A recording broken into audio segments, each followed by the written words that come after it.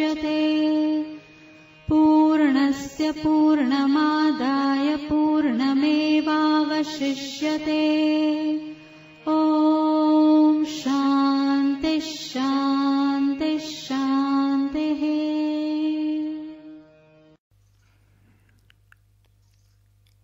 ॐ सहना भवतु सहनो भुनक्तु सह वीर्यं करवावहै तेजस्विनावधीतमस्तु मा विद्विषावहै।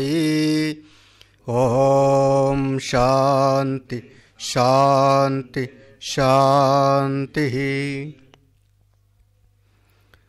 ॐ पार्थाय प्रतिबोधितां भगवतां नारायणेन स्वयं व्यासेन ग्रथितां पुराणमुनिना मध्ये महाभारतम् अद्वैतामृतवर्षिणीं भगवतीम् अष्टादशाध्यायिनीम् अम्ब त्वामनुसन्दधामि भगवत् गीते भवद्वेषिणीम्। यं ब्रह्मा वरुणेन्द्ररुद्रमरुतः स्तुवन्ति दिव्यैस्तवैः वेदैः साङ्गपदक्रमोपनिषदैर्गायन्ति यं सामगा। ध्यानावस्थिततद्गतेन मनसा पश्यन्ति यं योगिनो यस्यान्तं न विदुसुरासुरगणा देवाय तस्मै नमः।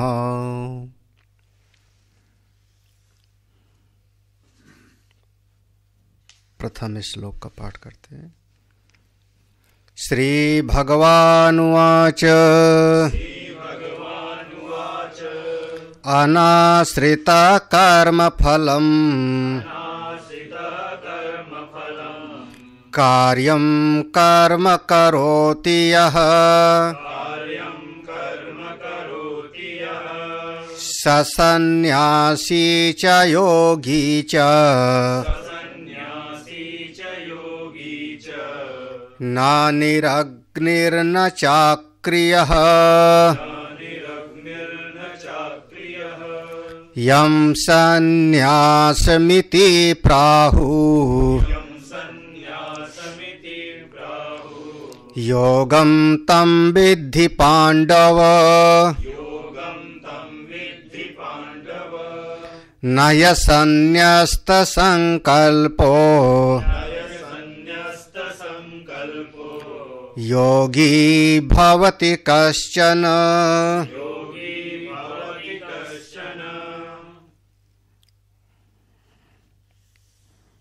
अध्यात्म विद्या केंद्र, जिसके अंतर्गत दैया जी गीता चिंतन माला के अंतर्गत पूज्य महाराज श्री के स्थान पे उनकी करुणा कृपा से हम लोग श्रीमद् भगवद गीता जी के 6ठम अध्याय ध्यान योग का प्रसंग श्रवण करते हैं। इसका सूत्र भगवान ने 5वें अध्याय में ही निरूपित किया। जितने विषय हैं उन सारे विषयों को अपनी अपनी जगह पर रहने दो। किसी के साथ ना तो हमारा राग है और ना ही द्वेष है। स्पर्शान कृत्वा बहिर्बाह्यान, और अपनी चित्त वृत्ति को अपनी भ्रुकुटी के मध्य आज्ञा चक्र पर अवधारित कर लो, पक्का कर लो।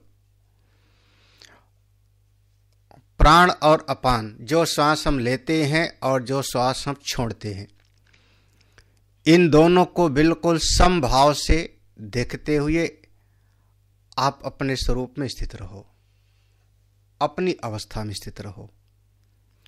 यह जो ध्यान की विधि का निरूपण भगवान ने सूत्र वृत्ति से किया है, इसी का विवरण है 6ठा अध्याय,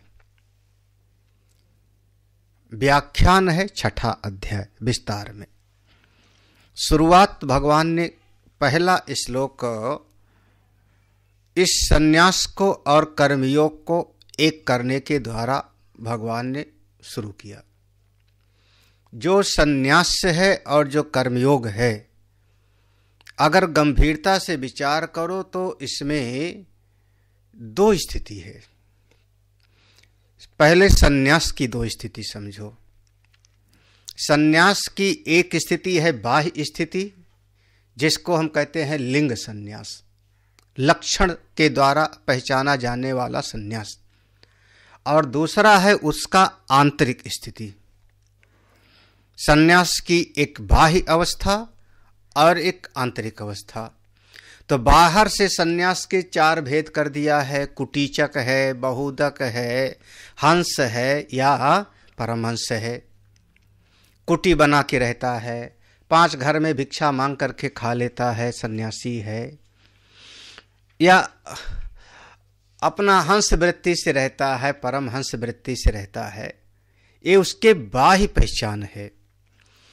या सन्यास की विधि में जब विधि की बात आई तो उस विधि में फिर विभाग कर देते हैं कि इसने विविदिशा सन्यास लिया, ज्ञान की इच्छा से इसने कसाय वस्त्र को धारण किया, या इसने वीर सन्यास लिया, जैसे कि धर्मराज युधिष्ठिर आदि संन्यास्त होके और स्वर्गारोहण में चले गए, उसको वीर सन्यास बोलते हैं। सब छोड़ा और पहाड़ की तरफ ऊपर चलते चले गए। भगवान शंकराचार्य भी अपना दंड रख दिए और ऊपर चलते चले गए पहाड़ में। शरीर का जो हो सो हो, वीर सन्यास कहलाता है। या जैसे संत ज्ञानेश्वर के माता पिता समझ लो, आए प्रयाग में और प्रयाग में आकर के वो गंगा जी में समा गए। हिम्मत चाहिए उसके लिए, हम उसको आत्महत्या नहीं कहते, हिम्मत चाहिए उसके लिए। या जैसे संत ज्ञानेश्वर स्वयं एक गुफा में प्रवेश किए, निवृत्तिनाथ ने उस गुफा को ढक दिया और अपने स्वरूप में स्थित हो गए। तो ये वीर सन्यास भी होता है। तो विविदिशा सन्यास है, वीर सन्यास है। कभी कभी आतुर भाव में सन्यास लिया जाता है, हाय हाय पूरा जीवन तो मेरा बीत गया, कम से कम सन्यास तो होके शरीर तो छूटे। हमारे परम श्रद्धे डोंगरे जी महाराज ने आतुर सन्यास लिया। हम भगवान जगत गुरु शंकराचार्य को कह सकते हैं, उनके पांव को मगरमच्छ ने पकड़ लिया तो उनके चित्त में यही भाव आया, संन्यास्त होके शरीर तो मरे। मां ने आज्ञा दे दिया, बात की बात है कि मगरमच्छ ने पांव को छोड़ दिया। वो जो प्रारंभिक संन्यास हुआ आतुर संन्यास हुआ। बाद में भगवत पाद गोविंद पादाचार्य जी ने उनको विधिवत संन्यास दिया होगा। संन्यास की एक बाह्य स्थिति है, बाहर का। ए दंड लिए हुए हैं, दंडी स्वामी हैं, एक कसाय वस्त्र धारण करते हैं, कोई कोई शिखा सूत्र भी धारण करते हैं। ये सब बाहर की स्थिति है। भीतर की स्थिति होगी, भीतर की स्थिति कि अंदर से सन्यासी वो होगा जो समस्त कर्म फल की इच्छा का त्याग कर चुका है। भीतर से अब उसके भीतर किसी भी प्रकार से कर्म फल की इच्छा नहीं है। अमुक प्रकार का फल हमको प्राप्त होवे, स्वर्ग आदि का सुख हमको प्राप्त होवे, या इस लोक का आदि कोई सुख प्राप्त होवे, भीतर से फल की किसी भी प्रकार की इच्छा नहीं है। और साथ ही साथ आलसी भी नहीं है, साधना में तत्पर रहता है, श्रवण मन ध्यान करता रहता है।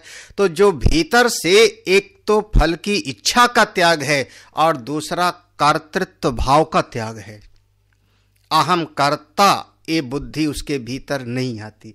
जब ये दोनों चीजों का त्याग है तो भीतर से पूरी तरह से संन्यस्त है।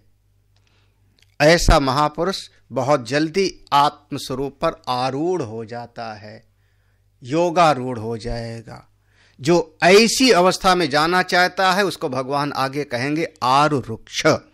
तो मुख्य रूप से बाहर का संन्यास हमने कई विभाग बता दिया, कुटीचक बहुदक आदि, और भीतर का संन्यास हो गया कि उसके भीतर किसी भी प्रकार की फल की इच्छा नहीं, भीतर के फल की इच्छा ही नहीं है और ना ही कर्तापने का कोई भाव है। तो भीतर से तो सन्यासी है अंदर से देखो तो बाहर से उसका स्वरूप हो सकता है कैसा भी हो। उसी प्रकार से अब अगर किसी कर्मयोगी की तरफ चले जाओ तो कर्मयोगी जो कर्म में लगा हुआ है, कौन सा, वो चाहे श्रुति प्रतिपादित कर्म में लगा हो, चाहे स्मृति के द्वारा बताए हुए कर्म में लगा हो, श्रौत स्मार्त कर्म में, और चाहे लौकिक किसी कर्म में लगा हो, वो जो भी कर्म कर रहा है उस कर्म के करते समय अब वही चित्तवृत्ति अगर वो फल की इच्छा से कर्म कर रहा है तो संसारी है। स्वर्ग कामो यजेत, हमको स्वर्ग की कामना है इसलिए यज्ञ कर रहा है। हमको अमुक फल चाहिए तो ये यज्ञ कर रहा हूं, अमुक फल चाहिए तो ऐसा मैं यज्ञ कर रहा हूं, तो संसारी है, उसके मन में फल की इच्छा है। कोई ऐसा व्यक्ति है जिसके चित्त में कोई फल की इच्छा नहीं है, फिर भी श्रुति ने बताया है तो कर्म को कर रहा है। श्रुति ने कहा है यावत जीवे तावत जुहोति, जब तक उदते सूर्य उदते जुहोति, सूर्योदय होवे तो आहुति देना चाहिए, जब तक जिए तब तक आहुति दे। अब एक कर्मयोगी है, वेद भगवान ने ऐसा कह दिया है कि सूर्योदय के समय पर आहुति दे, अब सूर्योदय के समय पर आहुति देता है। कोई पूछे क्या चाहिए तुमको, उसके मन में कोई फल की इच्छा ही नहीं है, कोई फल की इच्छा नहीं, क्या चाहिए ये बात ही नहीं है। और फिर अब ऐसे कर्मयोगी के भीतर ये भी बात नहीं आ रहा है कि मैं कर रहा हूं अहम करता, ये भी चित्तवृत्ति में नहीं आ रहा है। ठीक है, प्रभु ने मेरे हाथ में शक्ति दिया है तो मैंने फूल चढ़ा दिया, भगवान ने मेरे पांव में शक्ति दिया है तो मैं परिक्रमा कर लिया, मैं तो करने वाला नहीं। अब अगर ऐसा कर्मयोगी भी, उसके भीतर भी ना तो फल की इच्छा है और ना ही कोई कर्तृत्व का भाव है, और वो कर्मयोग में लगा हुआ है, वो कोई ना तो लाल कपड़े पहनता है ना तो लिंग संन्यास उसके पास में है, तो बाहर से तो कर्म करता हुआ दिखाई पड़ेगा, लेकिन उसके चित्तवृत्ति में ना तो कोई फल की इच्छा है, ना किसी से राग द्वेष है, ना कर्तृत्व अभिमान है, तो भीतर से तो एक तरीके से संन्यास्त ही हो गया। अब वो भीतर वाली की जो स्थिति है, अब देखो, अब एक गृहस्थ आदमी है जो कोई फल की कामना से घोर अनुष्ठान में लगा हुआ है, घोर अनुष्ठान में लगा हुआ है। अब अगर शास्त्र की विचारधारा में चलना चाहो तो दक्ष प्रजापति भी यज्ञ करते हैं, शंकर जी को नीचा दिखाना है इसलिए। महाराजा दशरथ भी यज्ञ करते हैं, पुत्र चाहिए इसलिए। देखो, दोनों के भीतर फल की इच्छा है, दोनों के भीतर फल की इच्छा है। फिर मेघनाद भी यज्ञ करता है, रावण भी यज्ञ करते हैं, क्योंकि हमको अजय रथ मिल जाए, कर्तृत्व अभिमान है, सारे दुनिया को हम जीत ले। लेकिन जब विश्वामित्र यज्ञ करते हैं तब जनक महाराज के भी यज्ञ का नाम धनुष यज्ञ दिया गया, वो भी यज्ञ कर रहे हैं। तो जब विश्वामित्र यज्ञ कर रहे हैं, क्या फल चाहिए विश्वामित्र जी से अगर हम पूछे तो उनके लिए तो शुरुआत में लिख दिया गया विश्वामित्र महामुनि ज्ञानी। फल क्या चाहिए, वो तो ज्ञानी पहले हो गए हैं। विश्वामित्र महामुनि ज्ञानी, बसई विपिन शुभ आश्रम जानी, हाँ, वो तो पहले ही ज्ञानी हो गए, अब क्या चाहिए। लेकिन फिर भी वेद प्रतिपादित वो यज्ञ को कर रहे हैं, यज्ञ को कर रहे हैं। सफलता होती है कि नहीं होती वो बात की बात है, लेकिन भीतर से फल की कोई इच्छा ही नहीं। अब देखो वो स्थिति को देखो। फिर वो विश्वामित्र ऐसे हैं जो कभी चतुरंगणी सेना के स्वामी थे, वो चाहते तो स्वयं लड़ सकते थे, हमको लड़ना भी नहीं है, कर्तृत्व अभिमान भी नहीं है, क्योंकि वेद ने कहा है यज्ञो वै विष्णु, यज्ञ भगवान विष्णु का साक्षात स्वरूप है। तो अगर मैं यज्ञ कर रहा हूं तो इसकी सफलता सुरक्षा की भी जिम्मेदारी उन्हीं विष्णु की है, वो करें। अपने भीतर ना तो फल की इच्छा है, ना कर्तृत्व अभिमान है। तब अब इस भाव से अगर कोई कर्म को करता है तो कर्म करता हुआ भी उसके चित्त की स्थिति को देखो तो अच्छी तरह से संन्यस्त ही है। अब दो स्थिति है, एक सन्यासी की और एक कर्मयोगी की। ये पूरा का पूरा भगवान भाष्यकार ने इस पे बहुत विस्तार में जोड़ लिया है, बहुत विस्तार में दिया है। दो स्थिति, तो सन्यासी की दो स्थिति है, एक बाहर की और एक उसके चित्त की। कर्मयोगी की भी दो स्थिति है, एक बाहर की और एक भीतर की। अगर बाहर की दृष्टि से देखोगे तो सन्यासी और कर्मयोगी में बहुत भेद है। सन्यासी लाल वस्त्र पहन करके जंगल में बैठा हुआ है,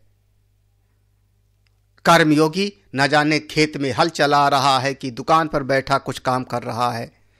दोनों की बाहर की स्थिति में भेद है, लेकिन अंतःकरण की चित्त की स्थिति से देखो तो चित्त की स्थिति से अगर आप देखते हो तो जैसे वह जो सन्यासी महापुरुष का चित्त है, कर्म फल की तृष्णाओं का त्याग, कर्तृत्व अभिमान का त्याग, जो अच्छी तरह से कर्मयोग को समझता है, उसके भी चित्त की स्थिति को देख रहे हो तो उसके भीतर भी फलेच्छा का त्याग है, कर्तृत्व अभिमान का त्याग है। तो वो भीतर की स्थिति से देखो तो दोनों एक हो गए। सा सन्यासी चा योगी चा ना निरग्नि। केवल बाहर से, बाहर की चीज को देख करके निर्णय नहीं करना चाहिए। आंतरिक स्थिति को कोई बिरला ही समझ सकता है। हाँ, भगवान भाष्यकार ने जो दिया इस पर वो पढ़ने लायक है। लेकिन देखो दूसरे श्लोक में क्या कहते भगवान, यम संन्यासम इति प्राहु योगम तम विद्धि पांडव। भगवान भाष्यकार ने एक शब्द कह दिया है, यम संन्यासम, ये शब्द है ना, यम संन्यासम। इसके लिए भगवान भाष्यकार ने कहा यम सर्वकर्म सभी कर्मों का त्याग, तात फल परित्याग लक्षणम, परमार्थ संन्यास। देखो एक बाह्य दृष्टि से, एक परमार्थ दृष्टि से, इसी बात को भगवान कह रहे हैं। जो संन्यास बाहर से कर्मों का भी त्याग और भीतर से कर्म फल की इच्छा का भी त्याग है, असल में उसी का नाम असली संन्यास है, परमार्थ। और ऐसा केवल मैं नहीं कह रहा हूं, भगवान भाष्यकार कह रहे हैं, मैं ही नहीं कह रहा हूं। इति प्राहु श्रुति स्मृति विदः, इस बात को कौन कहते हैं? भगवान ने कहा प्राहु, प्राहु माने कहते हैं, भगवान ने कहा मैं नहीं कह रहा हूं, श्रुतियों ने बताया है। भाष्यकार कह रहे हैं ये वेद भगवान ने बताया है, वेद भगवान को जानने वाले महापुरुषों ने, ऋषियों ने बताया है। अच्छा, अब दूसरी तरफ योग क्या हुआ? तो देखो, योगम कर्म अनुष्ठान लक्षणम तम परमार्थ संन्यासम विद्धि जानी हे पांडव। अब योग क्या हुआ? बोले कर्म अनुष्ठान लक्षणम। कर्म अनुष्ठान माने कर्म करते हैं लेकिन आज्ञा मान करके, शास्त्र की, वेद की आज्ञा को मान करके क्रिया हो रही है, भीतर कुछ चाहिए नहीं, भीतर कुछ चाहिए नहीं, भीतर से कोई उनके भीतर चाह नहीं। अब ऐसी स्थिति में वह जो भीतर का संन्यास है और भीतर कर्मयोगी के चित्त की स्थिति है, वह दोनों का शांत है। उस चित्त को अगर देखो तो ना तो उस सन्यासी के चित्त में कोई संकल्प उठता है और ना कर्मयोगी के चित्त में कोई संकल्प उठता है, कोई संकल्प ही नहीं है। संकल्प माने सम्यक रूपेण कल्प, अच्छी प्रकार से भविष्य की कोई कल्पना करना, इसका नाम होता है संकल्प। अच्छी प्रकार से कल हम ऐसा करेंगे, परसों हमको ऐसी चीज चाहिए, अमुक साल में मैं ऐसा काम कर लूंगा।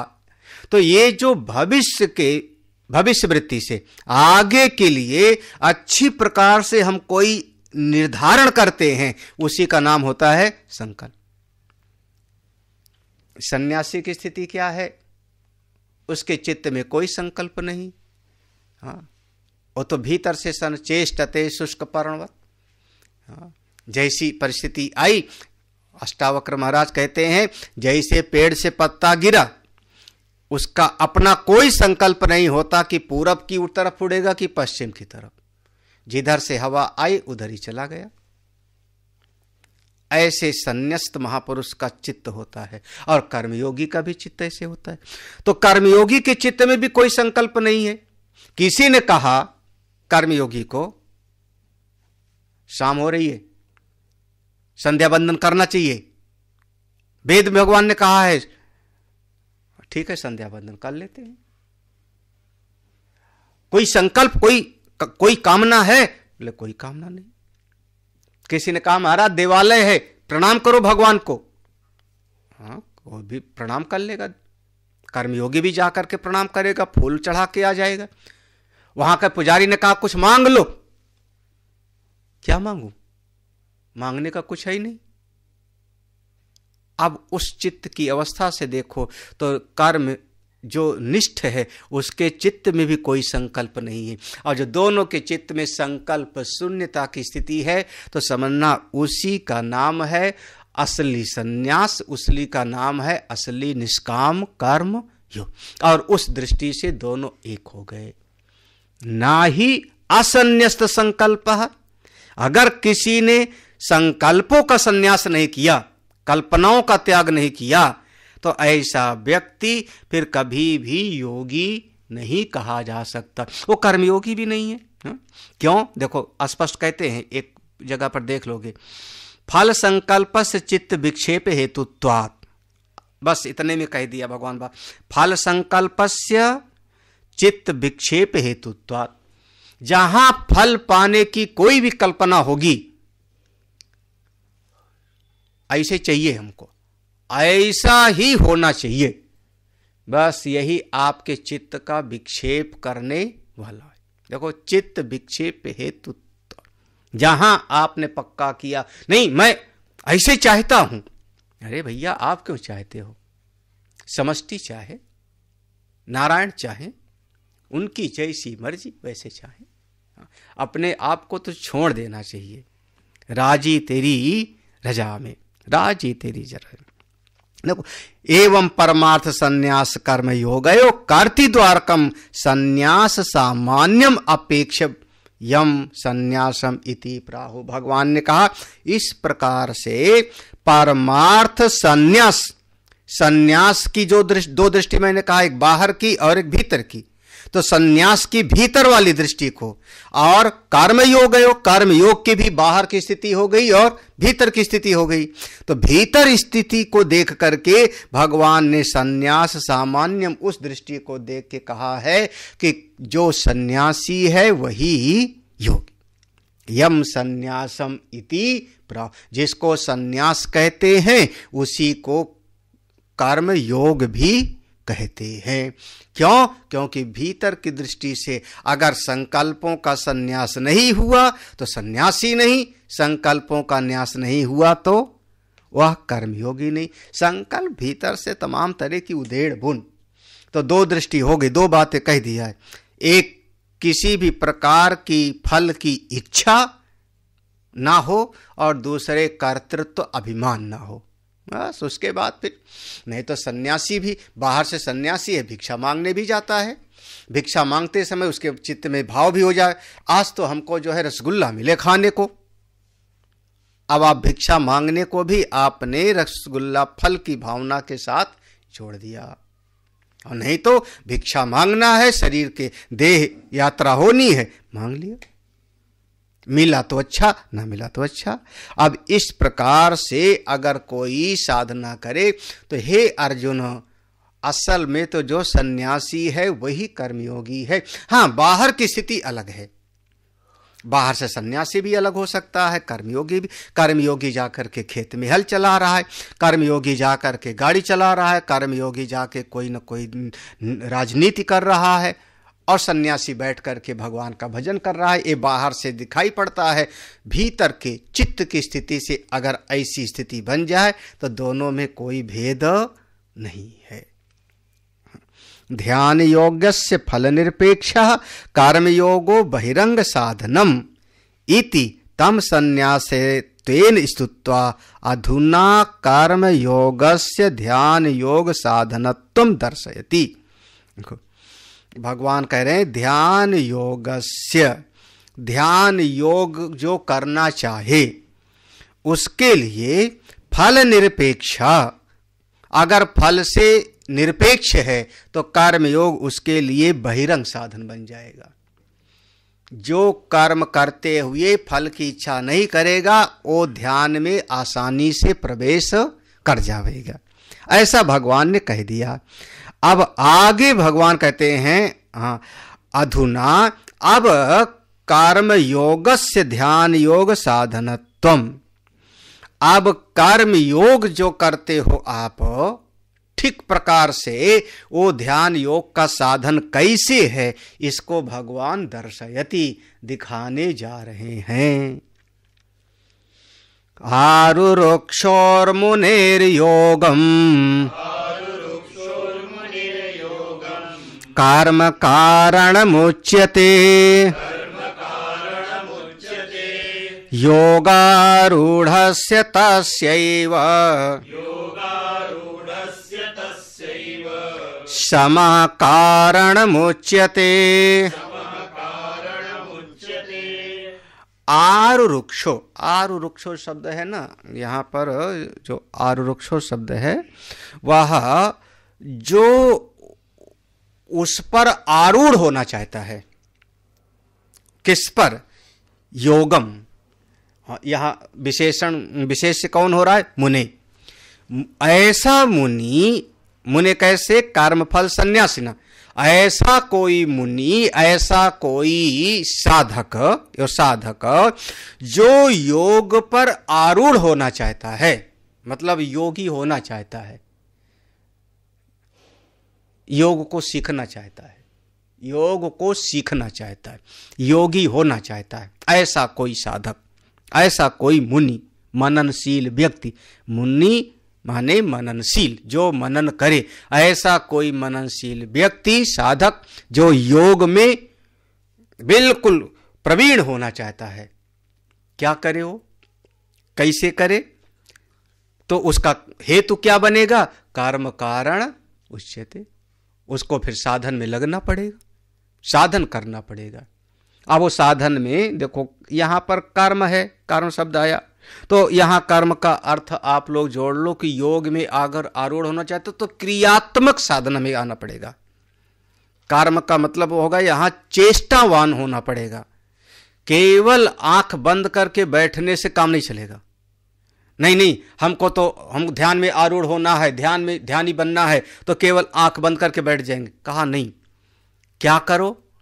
अब इस पर मधुसूदन जी ने जो है अपनी टीका में दिया कि भाई वो यम करे, नियम लावे। याद है अब अष्टांग मार्ग में यम, नियम, आसन, प्राणायाम,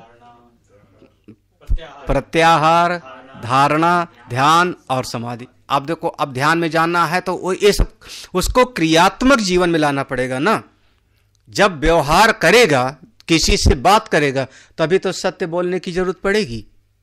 अगर कमरे में बैठा है कोई व्यवहार नहीं तो सत्य किससे? सत्य क्या, झूठ क्या? तो सत्य बोलना है, यम को लाना है, उसके लिए भी व्यवहार करना पड़ेगा।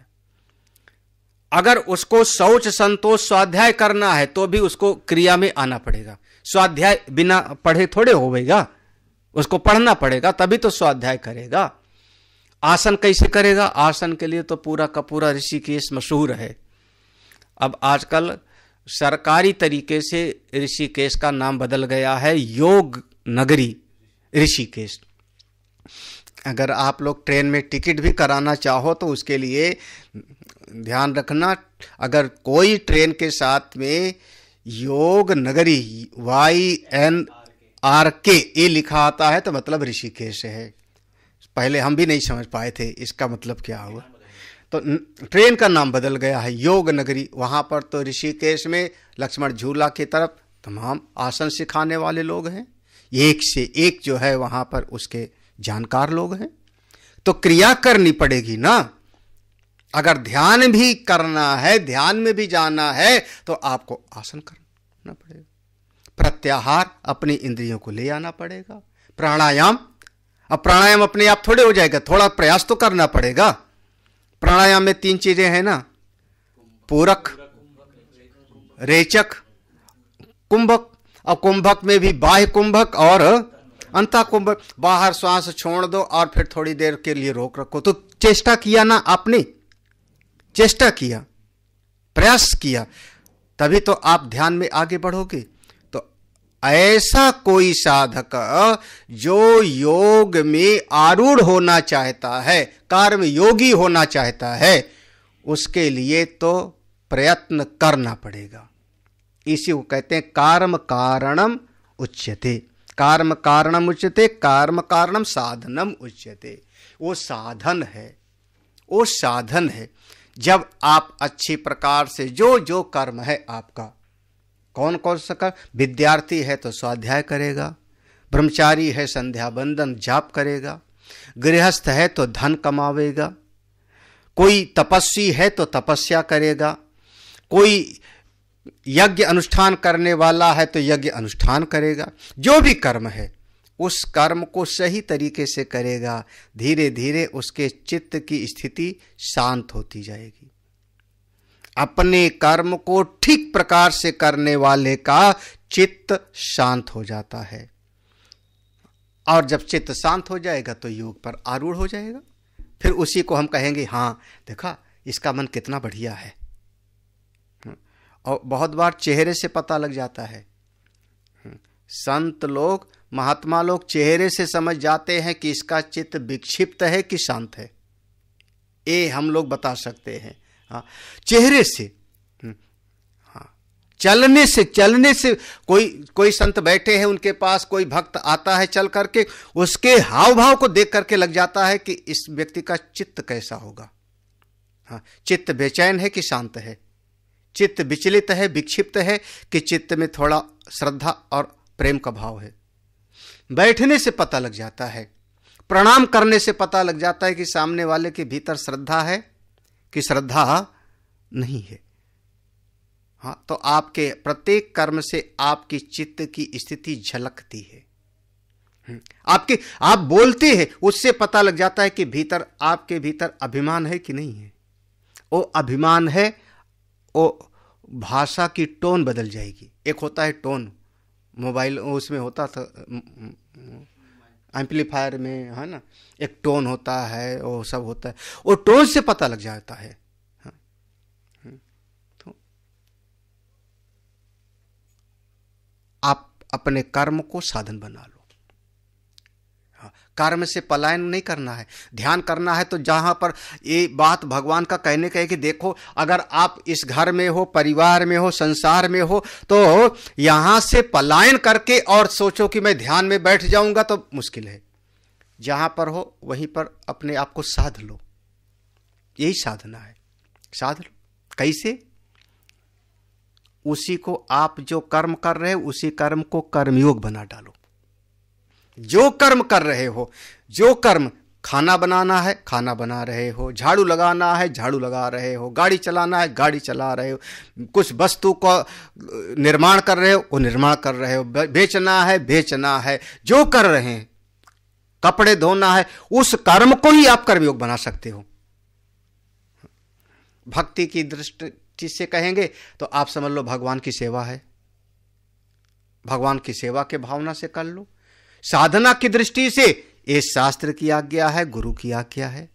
आप जब ये कर लोगे, आपका वही कर्म योग बन जाएगा और वो आपको ध्यान के भीतर प्रवेश करा देगा, वो आपको ध्यान में ले जाएगा। ये बहुत बढ़िया भगवान ने कहा, आरुरुक्षो मुनेर योगम। ऐसा कोई मुनि, मननशील साधक जो योग में आरूढ़ होना चाहता है, उसके लिए कर्म योग साधन है। ठीक है, ठीक से कर्म योग करेगा तो कहां पहुंच जाएगा वो? ध्यान में।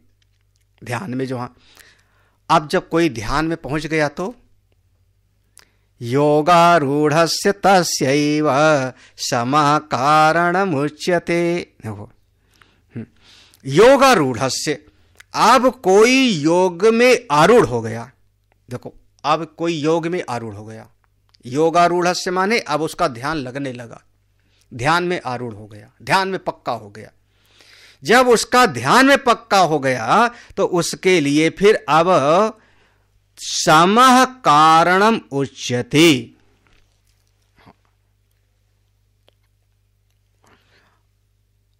अब उसके मन में बहुत ज्यादा कर्मों की तरफ प्रवृत्ति ना हो। समः माने कर्मों में शांति। अब बहुत ज्यादा कर्म की तरफ उसका भटकाव ना हो, ये कर लूंगा, वो कर लूंगा, वो कर लूंगा, ऐसा ना होवे, बल्कि अपने चित्त से पूरे संसार को हटा करके और उस ध्यान में वो निरंतर विराजमान रहे। अपनी उस ध्यान की अवस्था में योगारूढ़स्य, जो योग में आरूढ़ हो गया, उसके लिए अब वो सम माने समस्त कर्म, क्योंकि अब ध्यान में तो बैठ गया, ध्यान में तो पहुंच गया। वो पहले कहा था कर्मयोग करेगा, कर्मयोग करेगा, तो कर्मयोग से उसका चित्त शुद्ध हो गया तो ध्यान लगने लगा। ध्यान लगने लगा, 10 मिनट ध्यान में बैठे ना, उसके बाद उसको याद आया, अरे दफ्तर जाना है। तो ध्यान लगा तो था, लेकिन याद आया कि दफ्तर जाना है, तो उसका ध्यान अब टूट जाएगा और ध्यान में विक्षेप पैदा हो जाएगा। अब बैठ गए था, ध्यान लगने तो लगा, लेकिन तब तक उसको ध्यान आया 3 घंटे से ध्यान में बैठा था, 3 घंटे तो हो गया, सूर्यास्त होने वाला है, संध्या बंदन करना है, संध्या बंदन करना। अब वो संध्या बंदन की जो चित्त वृत्ति में बात आ जाएगी तो ध्यान से वो उठ खड़ा होगा, तो उसका ध्यान वहां पर टूट गया। तो इस प्रकार से अब उसके लिए बताया गया समस्त लौकिक और वैदिक सारे कर्मों का छोड़ देवे। यहां सम का अर्थ होगा सारे लौकिक और वैदिक कर्मों को वो किनारे कर देवे, क्योंकि सब का एक फल है, आपका ध्यान अपने स्वरूप में लग जावे, आपकी अंतर्मुखता हो जावे। ऐसा अंतर्मुखता अगर है तो वो आलसी ना हो जावे। ये नहीं कि हम अपने कमरे में बैठे रहते हैं और आलस में पड़े हुए हैं और हम कोई कर्म भी नहीं करेंगे। कहा नहीं, आलसी नहीं बनना है। अगर आपके चित्त कमरे में भी बैठे हो, लेकिन आपके चित्त में कोई संकल्प का उदय और अस्त हो रहा है कि नहीं, अब ये पहचानना पड़ेगा। कमरे में बैठे हो, बिल्कुल लेटे हुए हो, आपके चित्त में अगर कोई वृत्तियों का उदय और अस्त हो रहा है, संकल्प का प्रवाह चल रहा है, इसका मतलब कि अभी आप वो ध्यान की स्थिति में नहीं हो, वो स्थिति नहीं है। अगर आपके चित्त में कोई संकल्प नहीं होता और कोई कर्मों में प्रवृत्ति नहीं होती तो बिल्कुल ठीक है, आपकी तो अवस्था परम अवस्था है, पड़े रहो, अपनी महिमा में पड़े रहो, कौन सा फर्क पड़ता है।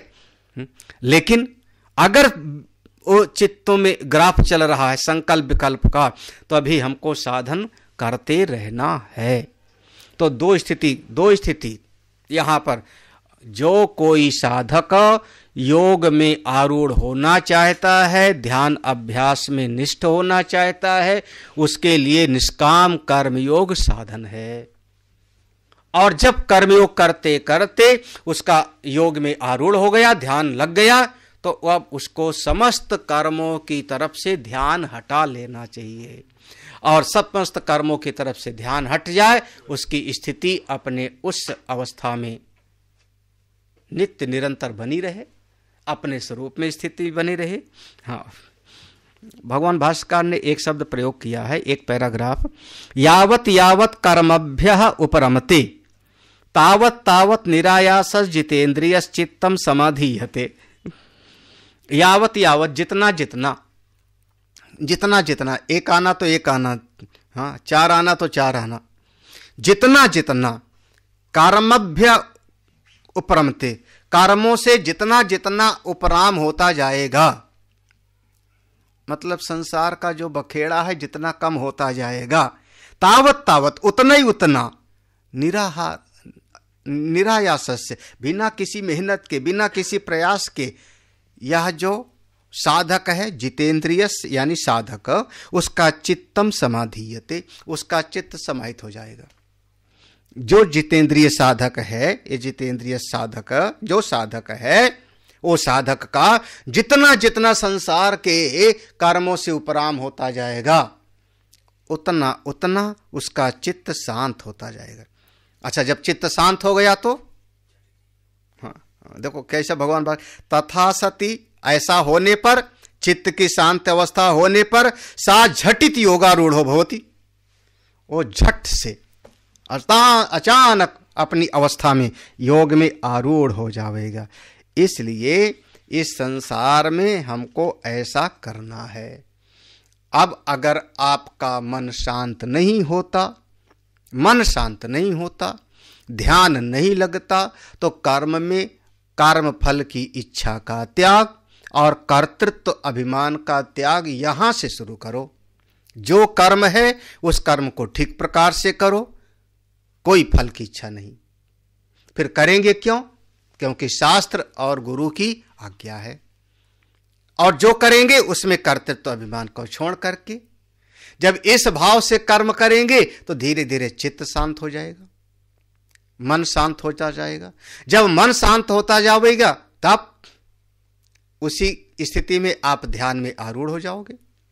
जैसे जैसे ध्यान में आरूढ़ होते जाओगे वैसे वैसे संसार की तरफ से आपका राग द्वेष कम हो जाएगा, हानि लाभ की चित्त वृत्ति खत्म हो गई, हाँ, और आप अपने स्वरूप में ज्यादा से ज्यादा रहने लगोगे।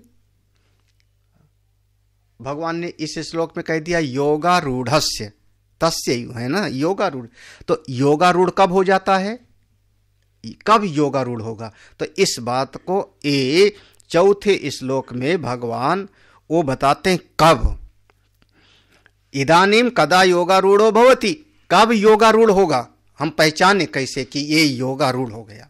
योगारूढ़ माने इसका ध्यान पक्का हो गया। पहले था ना आरुरुक्षा, माने ध्यान में आरूढ़ होने की इच्छा वाला, और जब ध्यान हो गया लगने लगा तब उसको हमने नाम दिया अब योगारूढ़। तो योगारूढ़ हो गया, पक्का हो गया, जैसे अश्व पर आरोहित हो गया, चढ़ गया, बैठ गया।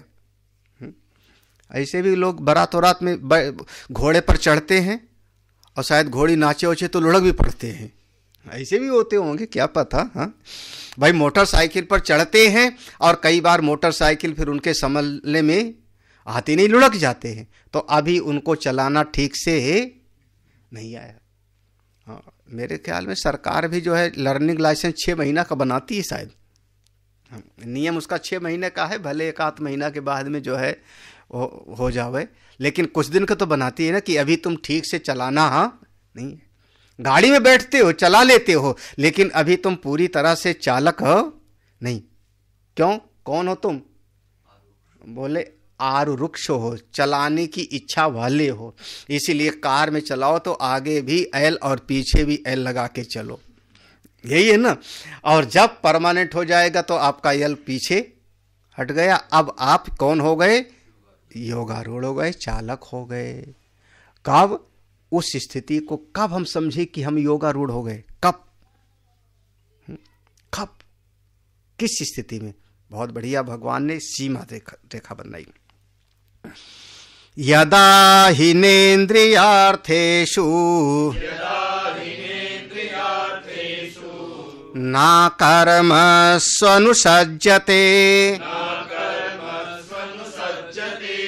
सर्वसंकल्प सन्यासी योगारूढ़स्तदोच्यते। यदा हिनेन्द्रियार्थेषु न कर्मस्वनुसज्जते सर्वसंकल्प सन्यासी योगारूढ़स्य तदोच्यते।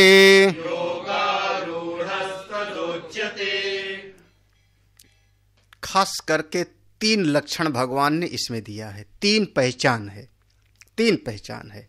योग में आरूढ़ हो गया। कौन सा पहचान? पहला यदा माने जब, जब ना इंद्रिय अर्थेषु अनुसज्जते, इंद्रिय और इंद्रिय के विषयों में जब वो घोर आसक्त नहीं होता, ये पहली पहचान है।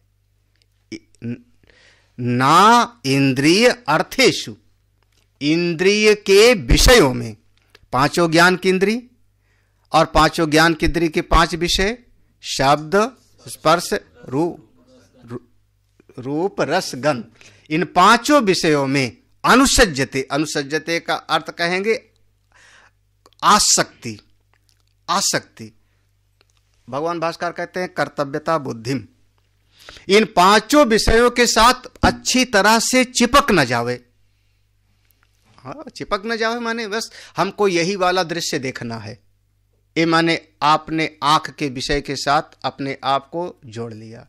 हमको यही वाला संगीत सुनना है, हमको यही वाला संगीत सुनना है, बस अब आपने कान के विषय के साथ जोड़ लिया।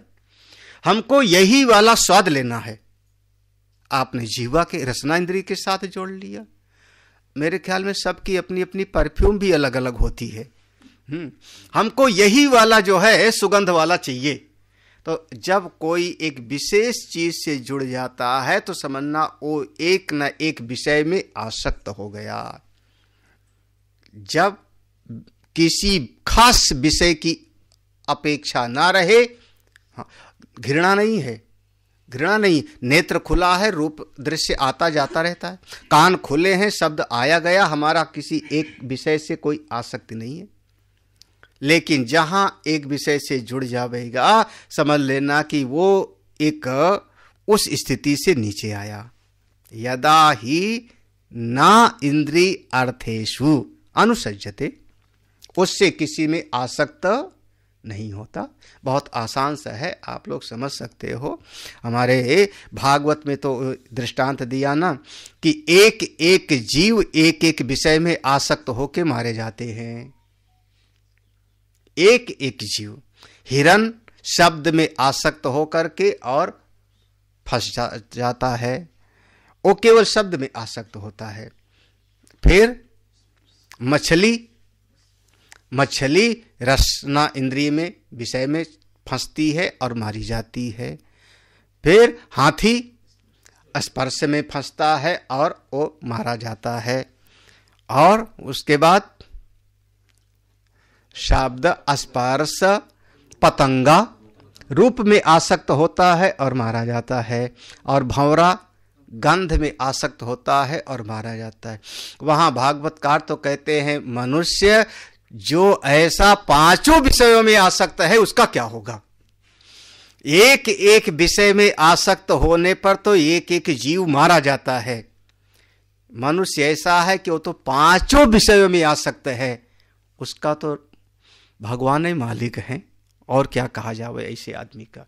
तो जिसके चित्त में पांचों विषयों में से किसी भी विषय में आसक्ति ना हो। आसक्ति माने अरे आप लोग सब समझिए, हमारे समाज में तरह तरह के लोग हैं। बहुत लोगों को चाय भी एक विशेष प्रकार की चाहिए, बहुत लोगों को रोटी भी एक खास प्रकार की चाहिए, गर्म ही गर्म फुल्का चाहिए। अरे आपको पेट भरना है कि गर्म ही गर्म चाहिए? हाँ, लेकिन गरम गरम फुल्का चाहिए। कुछ लोगों को अरे हमको यही वाला चाहिए। क्या चाहिए? कुछ मिले चाहे ना मिले, मैगी चाहिए। आजकल के बच्चों को एक विषय में आसक्त, एक एक विषय में आसक्त होने वाला संसारी है। जिस समय आपका चित्त किसी विशेष विषय में आसक्त ना, बस अनुसज्जते माने आसक्त ना हो। अगला शब्द देखो, ना कर्मसु। हाँ, ना कर्मसु, ये दूसरी बात है। ना तो इंद्रियों के विषयों में आसक्त होता है और ना ही किसी कर्म में आसक्त हो। ये अनुसज्जते यहां भी आएगा। ना इंद्रिय अर्थेषु अनुसज्जते, ना तो इंद्रियों के विषय में आसक्ति और ना ही किसी विशेष प्रकार के कर्म में। ये विशेष प्रकार के कर्म की बात यही ना कि हमको यही वाला कर्म मिलेगा तो मैं करूंगा, नहीं तो नहीं करूंगा। मैं सुपरवाइजर हूं तो सुपरवाइजर करूंगा। अगर मालिक ने कह दिया कि ये वाला जो है सामान उठा के थोड़ा वहां रख दो, ये मेरा काम नहीं है। हाँ, और कई बार देखने में मजा आता है कि दो कर्मचारी काम करेंगे और उसके पीछे 3 सुपरवाइजर खड़े होकर उनको गाइड करेंगे। आश्चर्य लगता है सरकारी विभाग में। हाँ, 2 कर्मचारी 2 काम करने वाले हैं और 2-3 उनको गाइड करने वाले हैं। बताओ, तो अगर आपको कह दिया गया तो उठा के रख दो, बोले नहीं ये मेरा काम नहीं है। इसका मतलब आप एक विशेष प्रकार के कर्म में आसक्त हो। कुछ दिन पहले हमसे किसी ने कहा कि चुनाव का माहौल है तो बड़ी बेरोजगारी बढ़ रही है। हमने कहा कहाँ बेरोजगारी बढ़ रही है? हमको तो कहीं बेरोजगारी नहीं दिखाई पड़ रही है। एक आदमी अगर मेहनत करने वाला हो, परिश्रम करने वाला हो, तो एक मजदूर भी 400 रुपए लेता है। काम करने वाला हो तो मजदूरी कर ले, और 400 रुपए अगर दिन में मिला तो 12,000 रुपए महीना होता है उसका। कहाँ बेरोजगारी है? कहाँ बेरोजगारी है? हाँ, अगर आप ये चाहते हो कि मुझको सरकारी नौकरी मिले, PWD में लग जाऊं कि रेलवे में लग जाऊं कि अमुक विभाग में सरकारी नौकरी मिल जाए, क्यों? वहां काम कम, तनख्वाह ज्यादा, यही ना? तो तब आपके लिए फिर कहते हो कि हाँ हमारे लिए जो है वो बेरोजगारी है। अरे बेरोजगारी कहीं नहीं है, हमको तो नहीं दिखाई पड़ती। हमको ये दिखाई पड़ती है कि आदमी निठल्ला है, आलसी है, वो विशेष प्रकार का काम चाहता है। हमको यही वाला काम मिलेगा तो मैं करूंगा, नहीं तो नहीं। इसको नाम दिया कर्म में आसक्त, एक विशेष प्रकार के कर्म में आसक्त।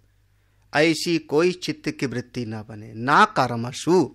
इस कर्मस में आप ऐसे समझ लो कि जैसे अब कई बार देखो, अब हमको बताए स्वामी जी, कई बार इस संसार में उसको कह लो कि लोग एक्सपर्ट हो जाते हैं। जिस काम को आदमी करना शुरू कर देता है, वो एक जगह से नौकरी छोड़ के दूसरी जगह पे जाएगा तो भी करेगा वही काम। ये हमको जो है ध्यान में गया। उन्होंने कहा कि स्वामी जी, अगर कोई ये सड़क पर होर्डिंग टांगता है तो एक का साथ छोड़ देगा, दूसरे के साथ जाएगा तो होर्डिंग टांगने वाले काम ढूंढेगा वो, और कोई काम नहीं करेगा। और जहां देखो बंदर के जैसे वो खंभे पर लटका रहेगा। हाँ, तो उस एक विशेष कर्म में आसक्त हो जाता है। जब विशेष कर्म में आसक्त हो गया तो भी अब योगारूढ़ नहीं है। हाँ, अब इसमें बहुत सारी चीजें हैं। हाँ, हमको तो गौ सेवई का काम बताओ, आश्रम में आ जाओ तो मैं तो गौ सेवई करूंगा। हाँ, हाँ, कोठारी का काम नहीं करूंगा। अरे गुरुजी ने कहा कोठारी का काम करो, रसोई का काम ना, गौ सेवा क्यों नहीं? अच्छा, कोठारी वाले को कह दो कि जरा सा जो झाड़ू लगा दो, हैं झाड़ू लगाना मेरा काम नहीं। उसको कह दो, पुजारी को कह दो जरा से एक काम कर दो, ये मेरा काम नहीं। इसका मतलब अभी उसने फिर वो शास्त्र की बात को समझा नहीं। ना कर्मसु, आपके सामने जो भी कर्म है, भगवान भाष्यकार कह दिया नित्य नैमित्तिक काम्य प्रतिषिद्धेषु। देखो यहां पर 4 प्रकार का बताया है, नित्य कर्म, नैमित्तिक कर्म, सकाम कर्म और प्रतिषिद्ध कर्म। इन सब में प्रयोजन अभाव बुद्धिया, इन सब में किसी प्रकार की विशेष फल की कामना हमारी अब नहीं, बस प्रयोजन अभाव बुद्धिया, ऐसी वृत्ति हो गई। समन्वय योगारूढ़ हो गया। 2 बातें हो गई, ना तो विषयों में उसकी किसी आसक्ति है और ना ही किसी विशेष प्रकार के कर्म। अब तीसरा, सर्व संकल्प सन्यासी। ये आपके सामने बिल्कुल ऐसी पहचान दे दिया गया कि अपने मन को पहचान लो, आप योगी हो कि नहीं, आप पहुंच गए कि नहीं पहुंच गए। सर्व संकल्प सन्यासी, मन में किसी भी प्रकार का संकल्प होता ही नहीं। सर्व संकल्प सन्यासी, सर्वान संकल्पान यह इह अमूत्रार्थ काम हेतुन संन्यस्तु शीलम अस्य इति सर्व संकल्प सन्यासी। बिल्कुल आसान सी बात है कि सब का सब जड़ आपके मन का संकल्प है और सारे मन की कल्पनाओं को छोड़ देना। जाहि विधि राखे राम ताहि विधि रहिए। हाँ, कभी हानि है कभी लाभ है, इस समष्टि में जैसी परिस्थिति आती है वैसे हम जी लेते हैं। अपने भीतर से किसी भी प्रकार का संकल्प हम नहीं करते। ऐसा जब कभी हो जावे तब समझना कि योगारूढ़ तदा उच्यते, तदा योगारूढ़, तब वह योग में अपनी साधना की अवस्था में अच्छी तरह से आरूढ़ हो गया। ऐसी चित्त वृत्ति बन जावे तो योगारूढ़ हो गया। यहां सबसे पहले कहा कर्म योग। निष्काम कर्म योग करोगे, निष्काम कर्म योग में दो बात कही थी, एक तो फल की इच्छा का अभाव और कर्तव्य बुद्धि कर्तृत्व अभिमान का त्याग। ये दोनों त्याग दोगे तो आपके भीतर उस ध्यान में आरूढ़ होने की सामर्थ्य प्राप्त हो जाएगी। आरुरुक्षो मुनेर योगम कर्म कारण उच्यते, है ना। तो आप उस अवस्था में पहुंच, तो आप अगर इस कर्तृत्व अभिमान फलेच्छा का त्याग करके साधना करोगे तो आप उस ध्यान में आरूढ़ हो जाओगे। और जब ध्यान में आरूढ़ हो जाओगे तब संसार से आप पूरी तरह से निवृत्त हो जाओगे, तब उसमें स्थिति आपकी बनी रहेगी, योगारूढ़ हो जाओगे। नहीं तो आप वहां पहुंचे और पहुंच के फिर से लुढ़काओगे। जैसे हम रोज का रोज सोते हैं फिर जग जाते हैं। योगारूढ़ कब हो जाएंगे? भगवान ने 3 उसकी पहचान दिया। जब आपकी विषयों में आसक्ति समाप्त, किसी विशिष्ट प्रकार से कर्मासक्ति का समाप्त, और आपके भीतर किसी भी प्रकार का बाह्य जगत का, इस लोक का या स्वर्ग आदि का किसी भी प्रकार का कोई संकल्प उदित नहीं होता, तब समझ लीजिए कि आप योगारूढ़ हो। उस अवस्था में आप योग में आरूढ़ हो गए। अगला श्लोक भगवान प्रेरणा देते हैं, भाई समय बर्बाद मत करो, खूब जल्दी से आगे बढ़ जाओ। श्री कृष्ण गोविंद हरे मुरारे, हे नाथ नारायण वासुदेव। श्री कृष्ण गोविंद हरे मुरारे, हे नाथ नारायण वासुदेव। श्री कृष्ण गोविंद हरे मुरारे, हे नाथ नारायण वासुदेव।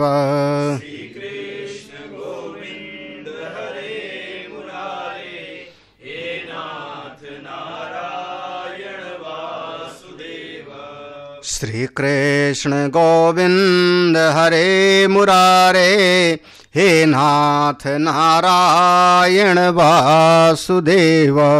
श्री कृष्ण गोविंद हरे मुरारे, हे नाथ नारायण वासुदेव। ओम पूर्णमदः पूर्णमिदं पूर्णात् पूर्णमुदच्यते पूर्णस्य पूर्णमादाय पूर्णमेवावशिष्यते। ओम शांति शांति शांति। हरि ओम। श्री गुरुभ्यो नमः। हरि ओम।